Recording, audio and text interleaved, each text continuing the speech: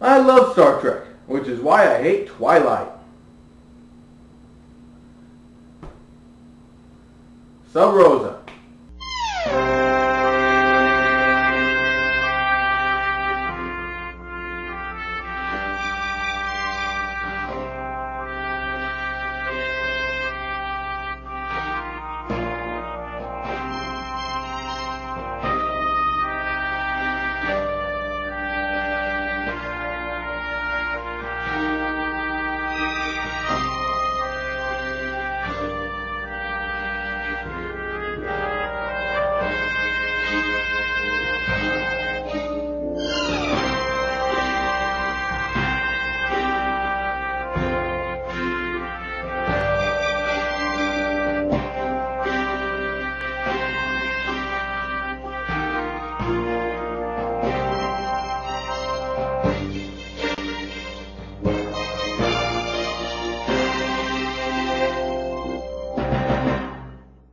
We begin the episode at a funeral, fittingly enough, and a funeral on another planet, the planet that Dr. Crusher originally grew up on.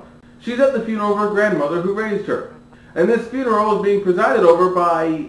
in sure and certain hope that her memory will be kept alive within us all.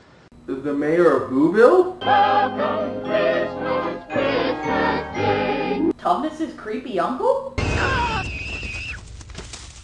Joseph Smith? Dum dum dum dum dum. So, at the funeral, Dr. Crusher discovers that a mysterious someone has dropped a rose on her grave. No, it's not a rose. It's a camellia. What's the difference? It's a red flower. Besides, the episode's called Sub Rosa. Oh, no, I can explain that. Come here. I'll explain.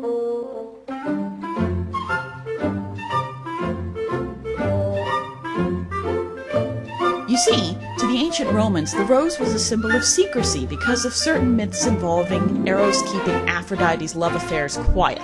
Therefore, they would often carve a rose into the ceilings of their banquet halls and council chambers to symbolize that everything spoken there, beneath the sign of the rose, was to be kept in that room and not go anywhere else. Sub Rosa kind of means confidential or off the record. It makes a little more sense as a title for this episode, but they still could have done better. This has been another one of the many pieces of otherwise useless trivia here in Kim's Corner.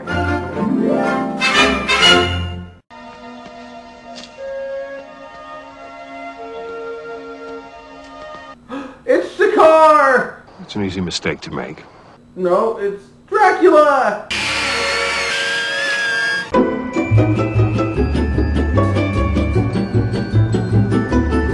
So, Crusher inquires about the flower, but no one knows who left it, so it's off to Granny's! So Picard decides to keep the Enterprise around in order to help the planet fix their weather stations, which are quite old. And we find out that this planet was deliberately designed to recreate old Scotland. It's no Scottish, it's crap! Tell me, Governor, I'm curious. You're obviously not Scots yourself. But I am Scottish. My father was a good Scottishman. My mother was a goat. What? Shepherding's lonely work. So Troy visits Crusher at a grandma's house, and now it's time for a good long talk about Ma and Grandma. Do you ever feel, not so fresh? Sure. That's why I douche. But only with natural ingredients. Oh, why did you take my gun away, Kim? Now they're talking about the heirloom candle that's been going since the 1600s. Which makes you wonder how they kept the candle going for 800 years. Some of it on a starship where air is at a limited supply. I'm overthinking this, aren't I, Kim? Yeah. Well, at least the writers didn't have that problem.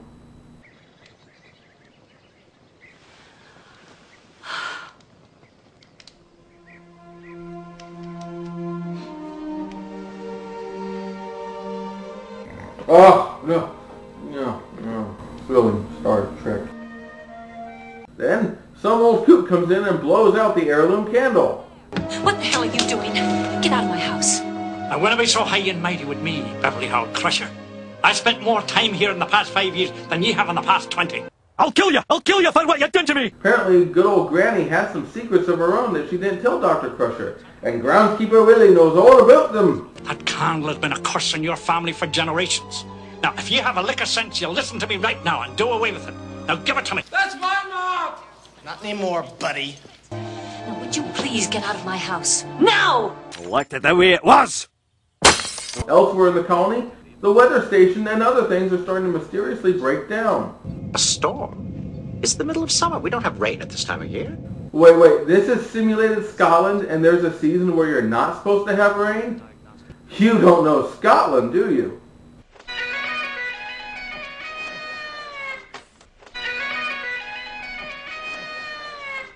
I'm a maniac, that's for sure. And I'm dancing like I've never danced before. Gah! That's the stuff. Don't worry, Governor. We'll keep you dry. I certainly hope so.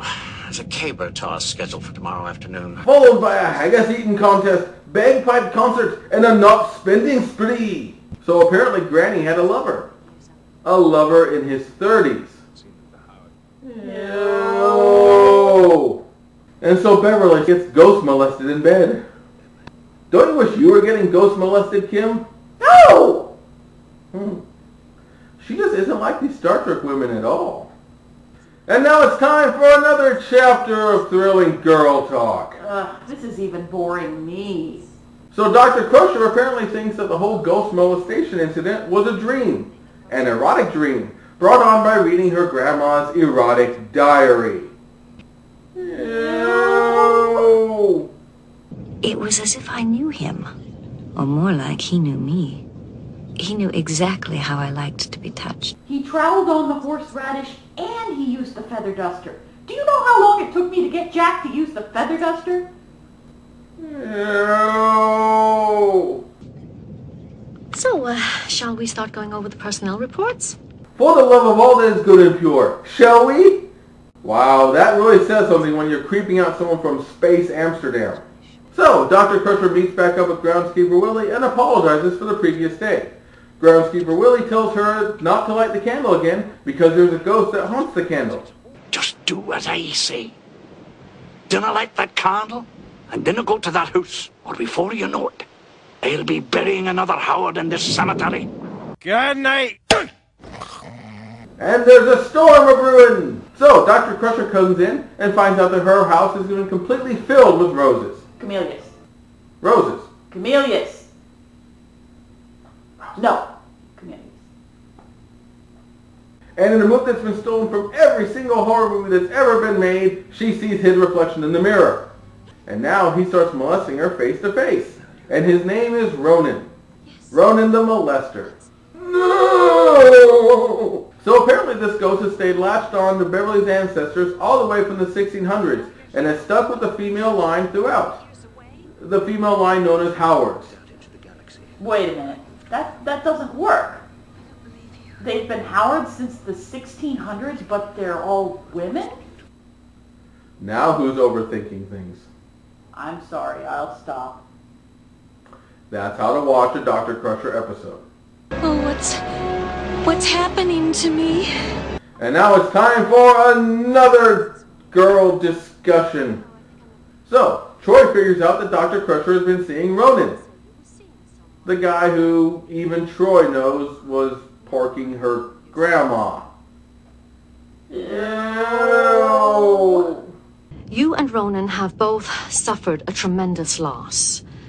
Very often, shared traumatic experience can create the illusion of closeness and romance. And that's why so many geeks ended up getting married after the screening of Star Wars Episode 1.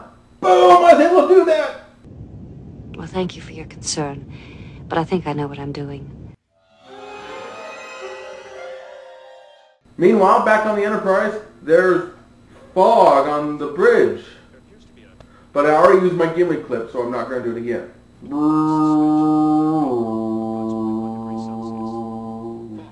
It just sort of rolled in on us, sir. Can we keep it? This is impossible. The backup system should have... Excuse me, sir. You were dismantling the primary power conduit. I must ask you to stop. No! Get away from me! Stop, or we'll ask you to stop again. No one made it out alive. Not even Willie.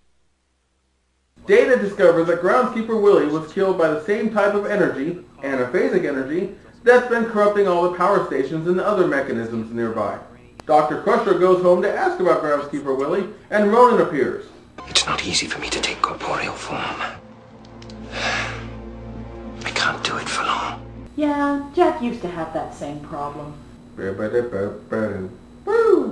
I want you to light the candle. Quint said you lived in the candle. Is that true? Yes. If I'm away from it for too long, I begin to weaken. That's why the women in your family have always kept the candle lit. Computer secure door.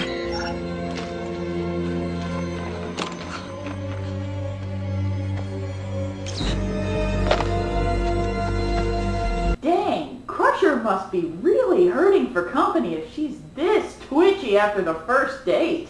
So Ronan appears and melds with her. And I mean melds with her.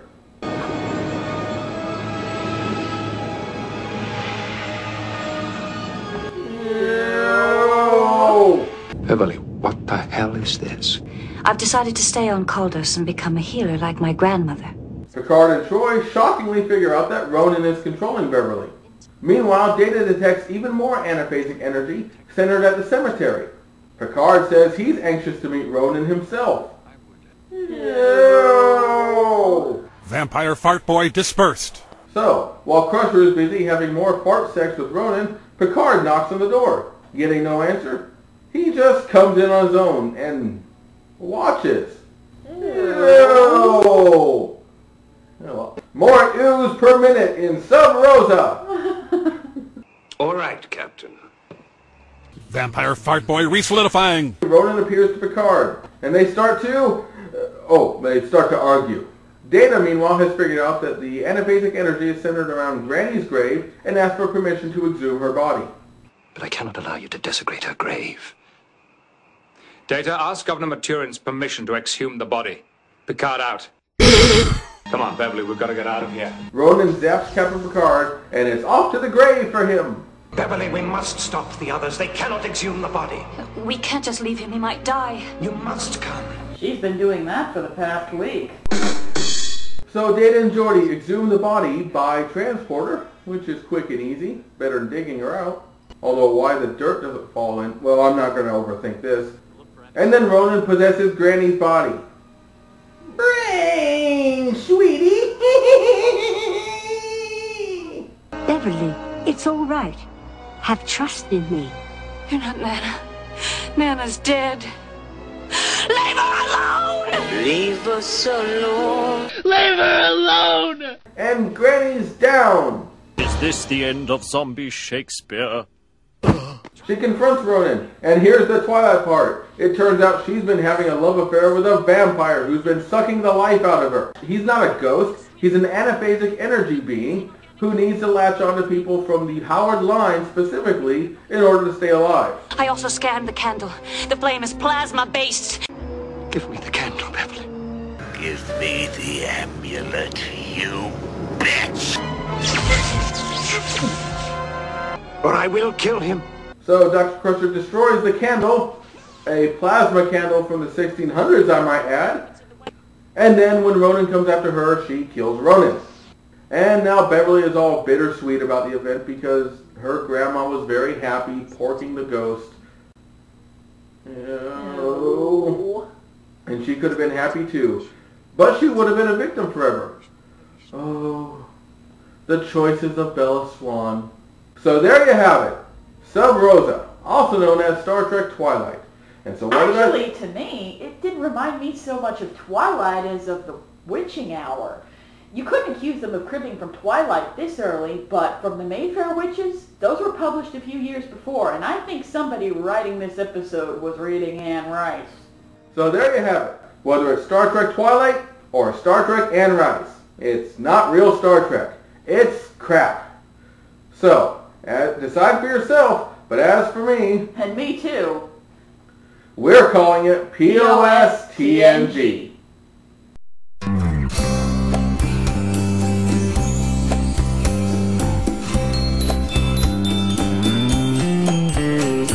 Spot Sparkly vampires, glittering werewolves,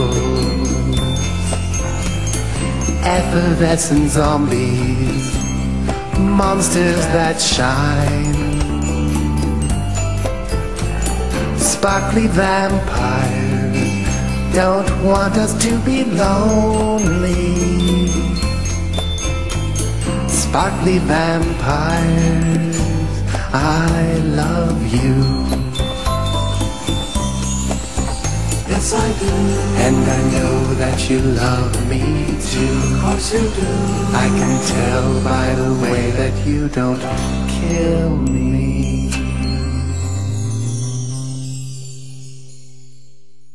Everyone with me?